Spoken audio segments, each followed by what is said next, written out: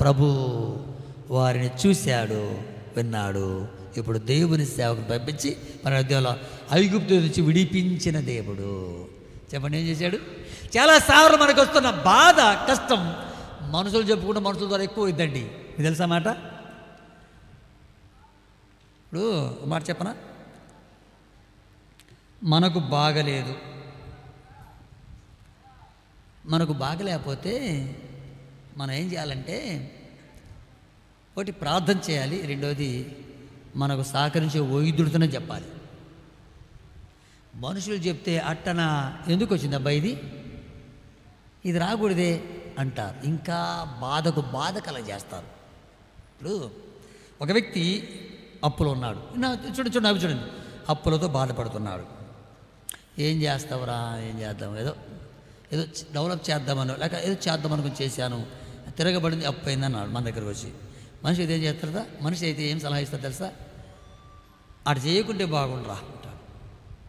సరేలేరా, జరిగిపోయింది, ధైర్యంగా ఉండు, ఆదరించే దేవుడు నమ్ముకున్నావు కదా, ఆదరిస్తాలే, ఇందులో నేను వదిలిపెట్టి చేయి విడిచిపెట్టి వెళ్ళిపోలే, దేవుడు సాయం చేస్తలే అని ధైర్యపరిచేవారు తక్కువ, అప్పుడే చెప్తే విన్నవారును అనేవాళ్ళు ఎక్కువ. అయితే వీళ్ళకి వచ్చిన బాధ, సమస్యలో సరాసరిగా ప్రభు దగ్గరికి వెళ్ళారు.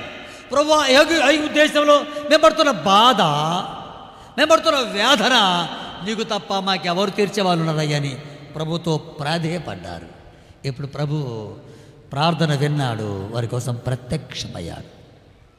తన దూతను పంపించి వారిని విడిపించడానికి ఎంతో ప్రయత్నం చేశాడు. మోషేను పంపించాడు, విడిపించాడు. ఇప్పుడు అంటాడు ఐగుప్తు దేశం నుంచి ఏమన్నాడు ఆయన 12వ అధ్యాయంలో చూడమాట, 12వ అధ్యాయంలో తీసి పెట్టుకోండి, అదే అధ్యాయంలో 42 చూడు, మళ్ళీ చదువుతున్నాం.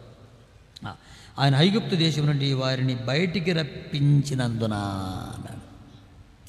మనకేమర్థమైతే ఆయన ఐగుప్తు దేశం నుంచి రప్పించిన దేవుడు. మనకు కూడా దేవుని ఎరగక ముందు అన్ని విగ్రహాలు చేశాం, లోక సంబంధమైన పాపాలు జరిగించాం. దయగల దేవుడు మనం విడిపించాడు. దేవునికి మహిమ కలుగునుగాక. విడిపించాడు, పాపం నుంచి విడిపించాడు, శాపం నుంచి విడిపించాడు, నరకానికి వెళ్తున్న మనల్ని పరలోకానికి సంబంధులుగా చేశాడు.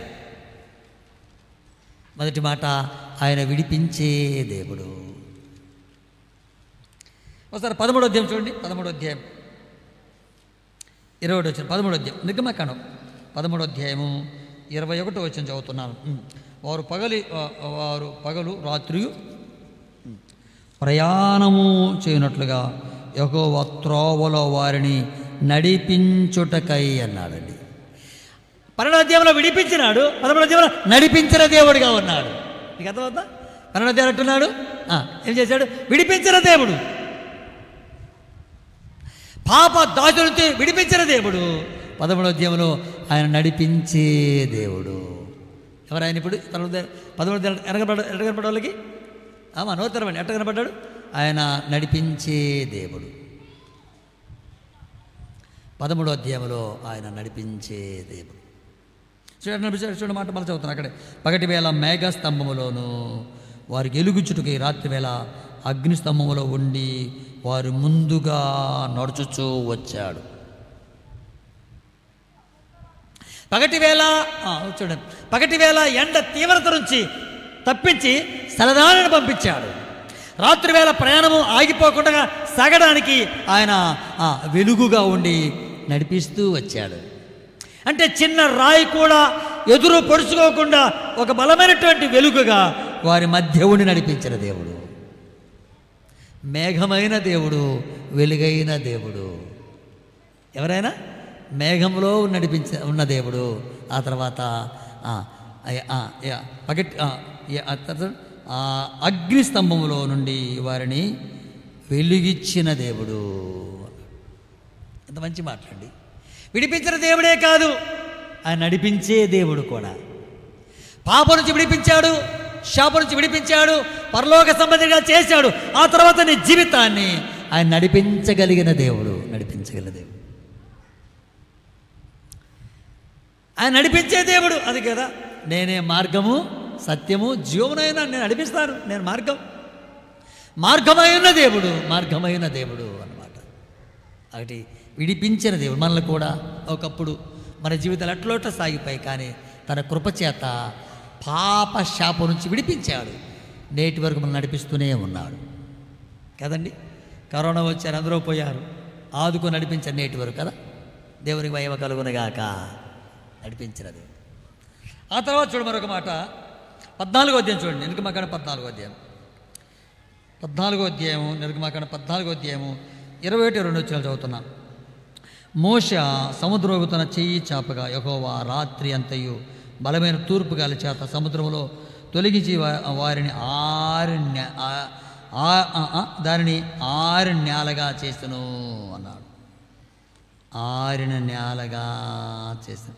22 నీళ్లు విభజించినట్లుగా ఇశ్రాయేలీయులు సముద్రం మధ్యను 6 నేల మీద నడిచిపోయి, ఆ నీళ్లు వారికి కుడి ఎడమల ప్రక్కన వారికి గోడల వలె ఉండెను.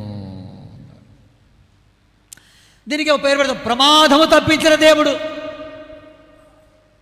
ఒకటి విడిపించిన దేవుడు, నడిపించిన దేవుడు. ఇప్పుడు ప్రమాదం వచ్చింది, ముందుకెళ్దామంటే సముద్రం ముంచి వేస్తాయి, ఆగిపోదామా, వెనక శత్రువులు ఉన్నారు, ఇక నష్టము కలుగుద్ది, ప్రమాదం జరుగుద్ది, మరణం వచ్చేసింది వాళ్ళకి. మాట విన్నారా? ఒకసారి బిగ్గర దేవునికి మహిమ కలుగునుగాక. ముందుకు దాడిపోదామంటే సముద్రం వచ్చింది, ఆగిపోదామంటే శత్రువులు చంపేస్తారు. ఎటు తోచని పరిస్థితిలో ఇప్పుడు దేవుడు వారిని అద్భుతం చేశాడు. అంటే సమస్యలో లేక ప్రమాదం నుంచి ఆదుకొని తప్పించిన దేవుడు. ఒకటి విడిపించిన దేవుడు, గుర్తుపెట్టుకు, విడిపించిన దేవుడు. రెండోది నడిపించిన దేవుడు. మూడోది ప్రమాదము తప్పించిన దేవుడు. అర్థమైంది మాట మీకు? మనలో కూడా విడిపించాడు. ఎక్కడి నుంచి? పాపం నుంచి విడిపించాడు, పరలోక సంబంధాలుగా చేశాడు, సంఘములో చేర్చాడు. ఆ తర్వాత దేవుని వాక్యము చేత నడిపిస్తూ ఉన్నాడు. ఎట్లా నడిపిస్తున్నాడు? దేవుని వాక్యము చేత నడిపిస్తున్నాడు.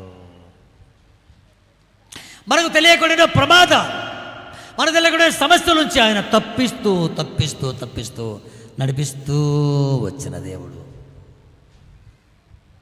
నడిపిస్తూ వచ్చిన దేవుడు. ఇంకా చాలామంది దేవుని దగ్గరికి రాక, మారు మనసు పొందక, రక్షించబడక, శిలువ రక్తం చేత పాపాలు కడుక్కొనక ఇక పాపాలు బ్రతుకుతున్న వారు ఎందరో ఉన్నారు. చాలామంది దేవుని దగ్గరికి రాని వారి జీవితాలు అంత క్షేమకరంగా ఏమి లేవు. దేవుని ఎరగని వారి జీవితాలు చూస్తా ఉన్నాం కదా, క్షేమకరంగా కనపడతాం లేదు. ఒకవేళ పైకి బాగున్నామంటే బాగున్నామంటారు, ఒకవేళ లోతుగా మాట్లాడితే వాళ్ళ బాధలను చెప్తారు, వాళ్ళ సమస్యలను చెప్తారు. బాగున్నట్టుగా కనబడిన అంతరాత్మలో ఏమీ బాగుండదు. బాగున్నట్టుగా ఒక నోటితో ఒప్పుకున్న ఆ సమస్యలో సతమతం అవుతున్న వారు ఎందరో మనకు కనబడతా ఉంటారు. ఆదరించే దేవుని, రక్షించే దేవుని, క్షమించే దేవుని, పరలోకం ఇచ్చే దేవుని చాలామంది ఇంకా ఈ సభలో కూడా ఈ కూడికలు నమ్మక అలా వచ్చి ఇలా వెళ్ళిపోతున్న వారు ఎందరో మనకు కనబడతా ఉంటారు. దేవుని వాక్యం వింటూ హృదయాలు దర్శిస్తుండగా కూడా, దేవుడు మనతో మాట్లాడుతుండగా కూడా నాకు కాదులే అనుకొని వెళ్ళిపోతున్న వారు మనం ఎరుగుతూ చూస్తూ ఉంటాం. మళ్ళా చెబుతా, ఆయన నువ్వెంత ఘోర పాప నుంచి విడిపించగలిగిన దేవుడు. మనం ఏ స్థితిలో ఉన్నా, ఏ స్థితిలో పట్టబడినా, ఇక బయటికి రాలంత పాపంలో బలహీనపడిపోయినా అందులో నుంచి ఆయన విడిపించగలిగిన దేవుడు. రెండోది నడిపించగలిగిన దేవుడు. మూడోది ప్రమాదము నుంచి, నష్టము నుంచి, కష్టం నుంచి తప్పించగలిగిన దేవుడు. ఆ తర్వాత మరొక మాట అక్కడ చూద్దాం చూడండి, నిర్గమాకాండలో 15వ అధ్యాయం చూద్దాం. 15వ అధ్యాయం చూడండి. 15వ అధ్యాయం చూడండి. 11 చదువుతున్నా. యెహోవా వేల్పులో నీ వంటి వాడెవడు? పరిశుద్ధుని బట్టి నీవు మహానీయుడవు, స్తుతికీర్తను బట్టి నువ్వు పూజ్యుడవు. అద్భుతములు చేయువాడు నీ వంటి వాడెవడును? అద్భుతములు చేయువాడు. ఆయన ఎవరు చెప్పండి? ఆయన ఎవరు? అద్భుతములు చేయువాడు అన్నమాట. మన వైపు చూడాలి మీరు. ఆయన అద్భుతములు చేయి. నా జీవితంలో ఏమి జరగలేదనడానికి వీల్లేదు, ఎన్నో చేశాడు. ఏమీ చేయలేదన్న అంటే అలా అనడానికి వీల్లేదు, ఎన్నో చేశాడు. ఆయన నేటి వరకు చేస్తూ ఉన్నాడు, చేయగలిగిన దేవుడు. ఒక మాట ఉంది యోహాను సువార్తలో ఆఖరి వచనంలో చూడ మాట చదువుతా. యోహాను సువార్త ఆఖరి అధ్యాయము ఆఖరి వచనం చదువుతున్నా. ఆఖరి అధ్యాయం చూడండి.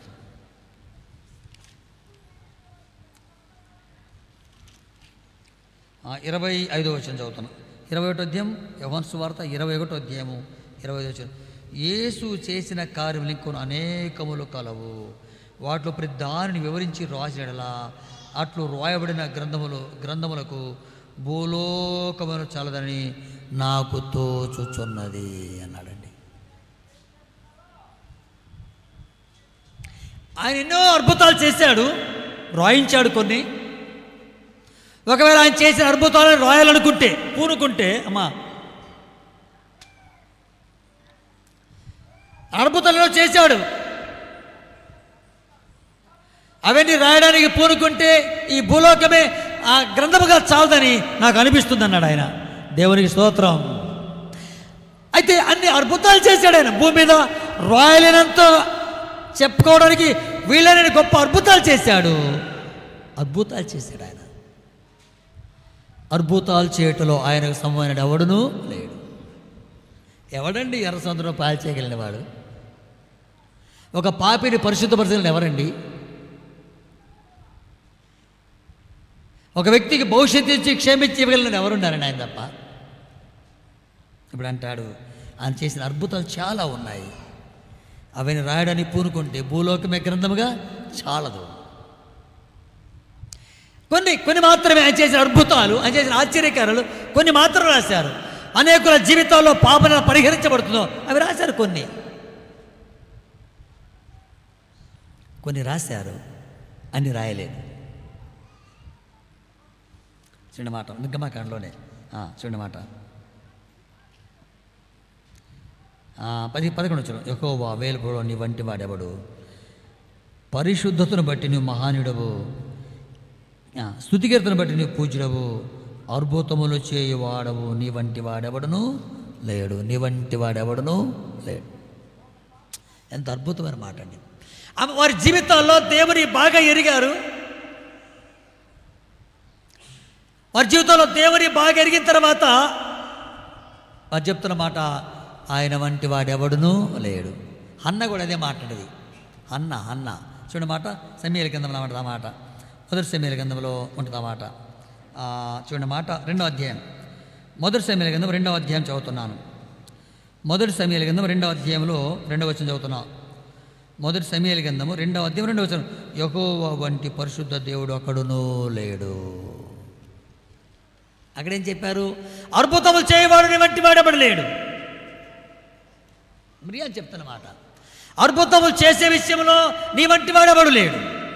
ఇక్కడ ఏమంటుంది అంటే, యెహోవా నీ వంటి పరిశుద్ధ దేవుడు ఒకడు లేడు, నీవు తప్ప మరి ఏ దేవుడు లేడు. నీవు తప్ప మరి దేవుడు లేడు అనే ఒక అద్భుతమైన మాట చెప్పింది ఆమె అన్న ప్రార్థనలో. నీ వంటి వాడెవడు లేడయ్యా, నీవు తప్ప ఎవడు లేడయ్యా అంటూ, నీవు తప్ప నీవు తప్ప నీవు తప్ప. ఎంత గొప్ప మాట అండి. నీవు తప్ప మరి ఏ దేవుడు లేదు. ఏ విషయంలో? అద్భుతాలు చేసే విషయంలో. నీవు తప్ప మరి ఏ దేవుడు లేని ఏ విషయంలో? విడిపించే విషయంలో, నడిపించే విషయంలో, ప్రమాదం తప్పించే విషయంలో నీ వంటి వాడెవడు లేడయ్యా మనకు అర్థమవుతుంది. ఎంత మంచి వివరణ చెప్తుందామె ఆమె ప్రార్థనలో. అద్భుతాలు చేసే విషయంలో, ఆశ్చర్యం జరిగించే విషయంలో, దీవించే విషయంలో, ఆశీర్వదించే విషయంలో, రక్షించే విషయంలో, క్షమించే విషయంలో నీ వంటి వాడెవడు లేడయ్యా, నీ వంటి వాడెవడు లేడయ్యా. నీ వంటి వాడు ఎవడని ఒకరంటే నీవు తప్పెవడు లేడయ్యా మరొకరు అంటారు. అలాగైతే ప్రియులారా, ఆయన విడిపించే దేవుడు, నడిపించే దేవుడు, తప్పించే దేవుడు ఆయన. అవును. అలాగైతే ఇంత గొప్ప దేవుని ఎరిగిన మనము ఇంకా భూలోక సంబంధమైనవి, భూ సంబంధమైనవి, దేవునికి సంబంధించిన వాటి విషయంలో ఎక్కువ మనసు పెడతా ఉంటాం. ఈ మాటలు వింటారా? ఇంత గొప్ప దేవుని కలిగుండి, ఇంత గొప్ప దేవుని ఎరుగుండి,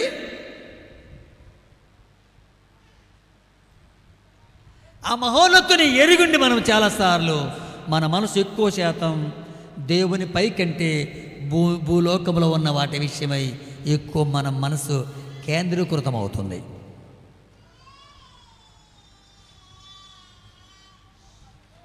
ఒకసారి నేను ఎడార్లు చెలవేళ్ళు అనే పుస్తకంలో చదివాను. వినండి. 2 పిచ్చుకలు చెట్టు మీద కూర్చొని 2 పిచ్చుకలు, ఒక పిచ్చుక మరొక పిచ్చుకతో ఇలా అంటుందంట. ఏమనంటే, ఏంటి ఆ మానవులు పొద్దున్న లేస్తే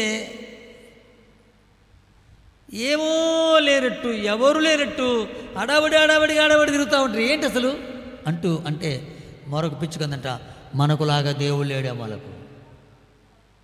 మనకులాగా దేవుడు లేడేమో. పిచ్చుకలకి ఏమర్థమైంది? మనకు దేవుడున్నాడు, మన పోషకుడు. అందుకే ఆకాశ పక్షులను చూడండి, అవి విత్తవు కోయవు. అంటే అది అరసు పిల్ల కాకులకు ఆహారం ఇచ్చు దేవుడు. దేవుని స్తోత్రం కలుగును గాక. అరసు పిల్ల కాకులకు ఆహారం ఇచ్చు దేవుడు.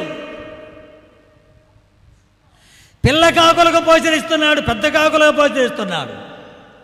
అయితే మానవులు అదనమాట చెప్పరా, మత్తయి సువార్త అనుకుంటా, మీ పరలోకపు తండ్రి వాటిని పోషిస్తున్నాడు. వేటని మన తండ్రి ఎవరైనా మన తండ్రి వాటిని పిచ్చుకలను కాకులను కుక్కలు పోషిస్తున్నాడు. మన తండ్రి ఆయన.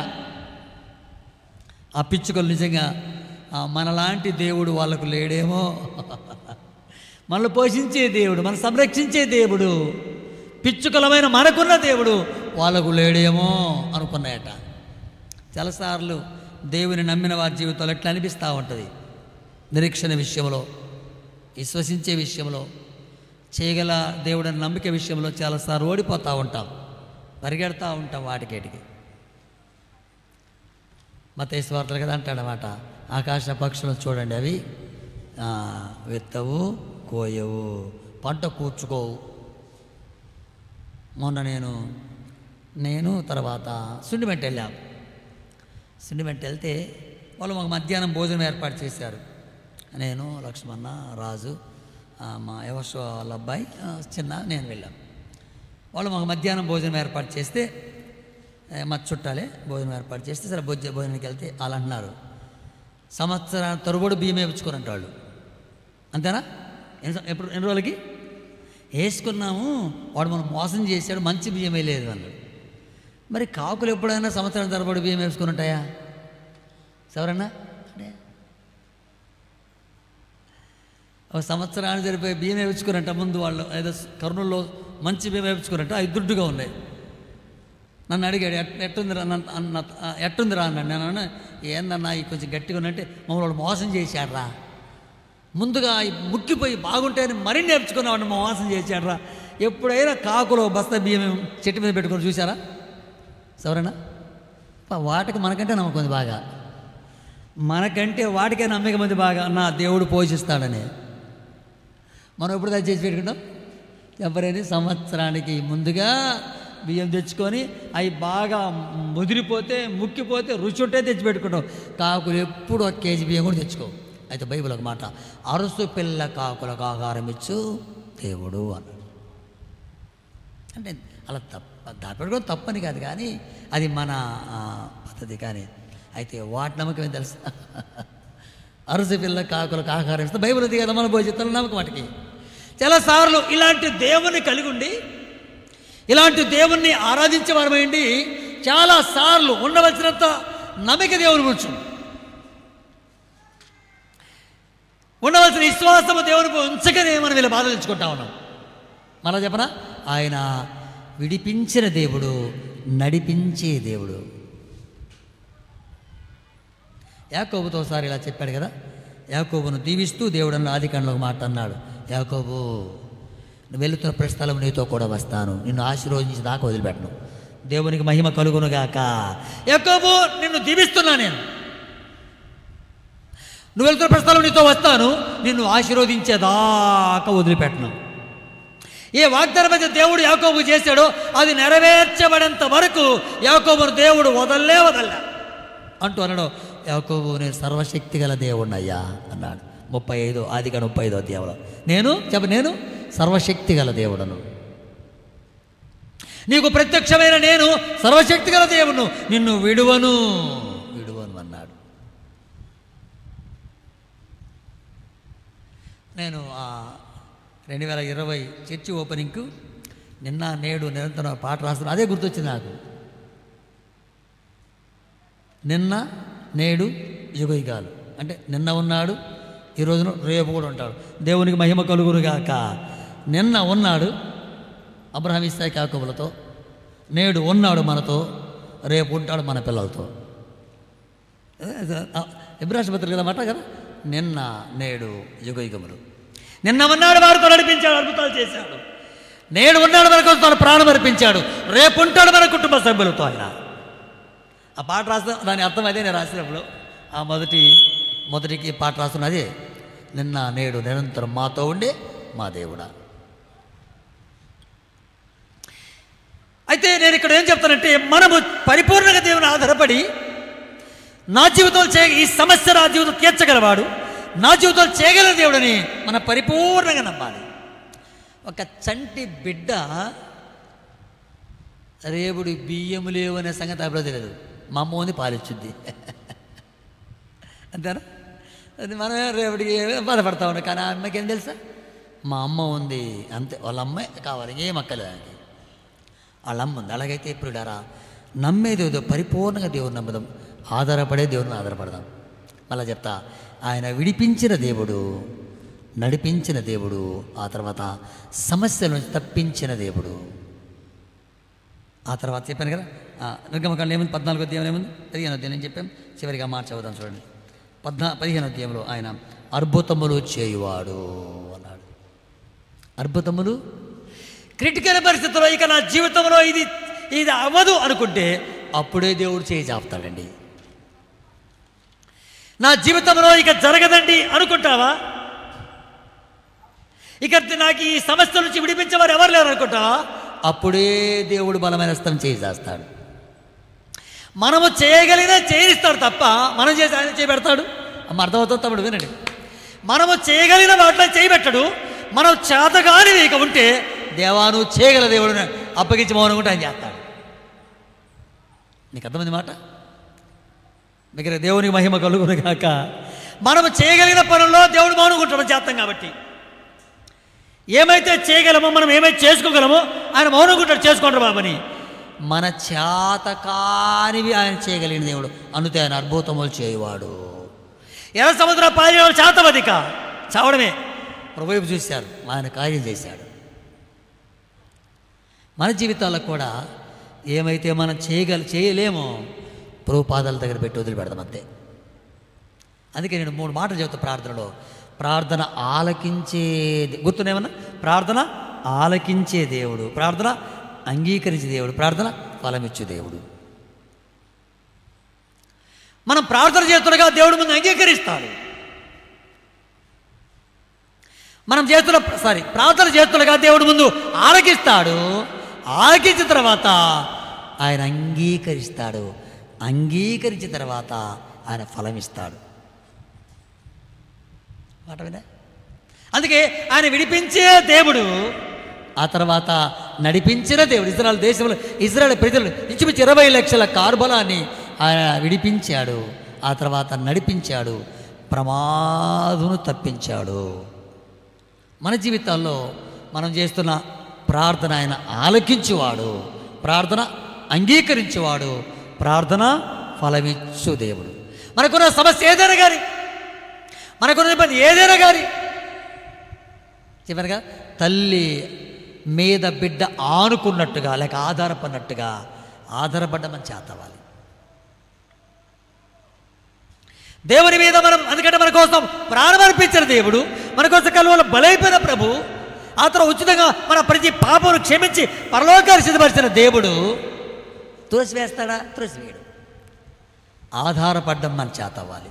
ముగింపులు చెప్తున్నాం, ఆధారపడ్డం మన చేతవ్వాలి. ఆధారపడ్డం నేర్చుకుందాం. వినండి పిల్లలారా, ఆధారపడ్డం మనం నేర్చుకుందాం.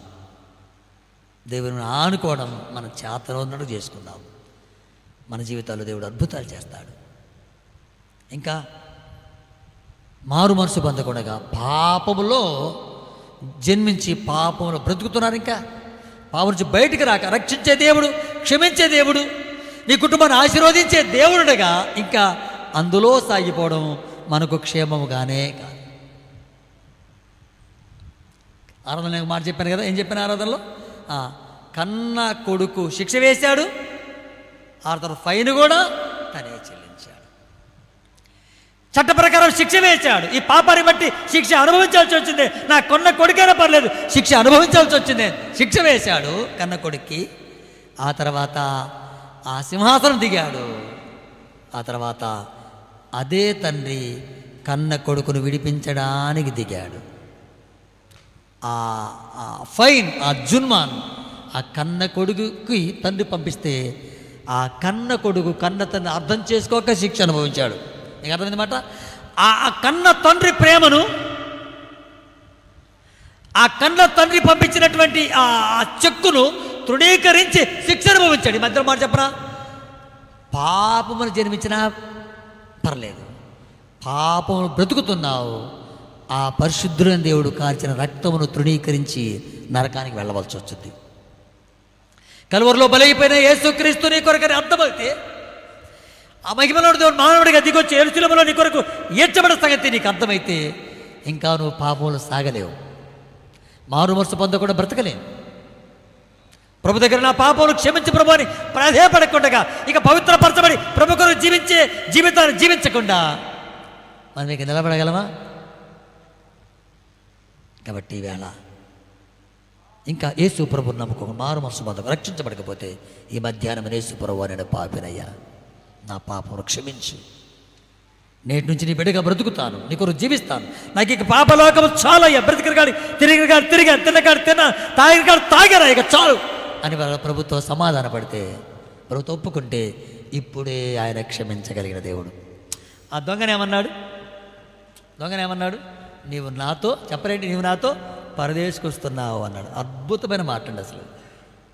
అప్పుడు దాకా ఏం చేశాడు దొంగే? అతనే చెప్పాడు మనం దొంగలు అన్నాడు. అప్పుడు దాకా దొంగే శిక్ష దాకా వెళ్ళిపోయాడు, శిక్ష పడ్డది కూడా. అయితే ఆ చివరి నిమిషంలో ఇక మరణించే ముందుగా ముగింపు చేస్తున్నా, మరణించే ముందుగా ప్రభుతో సమాధాన పడ్డాడు, ప్రాధేయపడ్డాడు, క్షమాపణ పొందాడు, రక్షించబడాడు, ప్రభుతో వెళ్ళిపోయాడు. ఒకవేళ ఈ మధ్యాహ్నమైనా ఇంకా నువ్వు ప్రభువుని అంగీకరించకపోతే, అలా వచ్చి వెళ్ళిపోతే ఒక మాట ఏం తెలుసా? ఇప్పుడైనా ప్రభువా నేను పాపినయ్యా, నన్ను క్షమించు అని చెప్పగలిగితే ఇప్పుడే రేపు చూద్దాంలే అనేవాడు కాదు. ఒక మాట మీకు చెప్పి ప్రార్థన చేస్తాను. దేవునికి ప్రపంచంలో ఆయన చేయలేనివి ఏవులు రెండే ఉన్నాయి. మీకు అర్థమైందా? అవి చూడండి, దేవుడు ప్రతిదీ చేస్తాడు, రెండు మాత్రము చేయలేడు. ఒకటి, నమ్మిన వారిని మోసము చేయలేడు. పాపిని ప్రభు అంటే క్షమించకుండా ఉండలేడు. అలాగే చెప్పనా? నేను పాపిని ప్రభు అంటే క్షమించకుండా ఉండలేడు. నమ్ముకున్న తన పిల్లల్ని మోసము చేయనివాడు. ఆయన మోసం చేయనివాడు. నమ్మిన మన అన్నడు మోసం చేయడు. ఒకవేళ ఇంకా నమ్మకపోతే క్షమాపణ కోరుకుంటే క్షమించకుండా ఉండలేడు, క్షమించగలిగిన దేవుడు. ఈ మధ్యాహ్నం నమ్మిన మనం ప్రభుతో ఉందాం, ఆధారపడదాం, నమ్మకంగా ప్రభుతో ఉందాం. ప్రభు రాబోతుండగా నమ్మకపోతే ఈ మధ్యాహ్నమైనా నేను పాపిని ప్రభువా అని ప్రార్థన చేస్తే, పశ్చాత్తాపడితే క్షమిస్తాడు. నిత్యత్వంలో నీ పేరు లిఖించబడుతుంది, యుగయుగాలుండే ఆ పరలోకానికి వారసు అవుతావు. దేవుడి అటు కృప మనకు అనుగ్రహించునుగాక. ప్రార్థన చేద్దాం, తల వంచుదాం, ప్రార్థన చేద్దాం, మోకరిద్దాం. మోకరిద్దాం, ప్లీజ్ మోకరించగలను, మోకరిద్దాం, పర్లేదు, ఏం తప్పేలేదు, నేను కూడా మోకరిస్తాను. మోకరిద్దాం,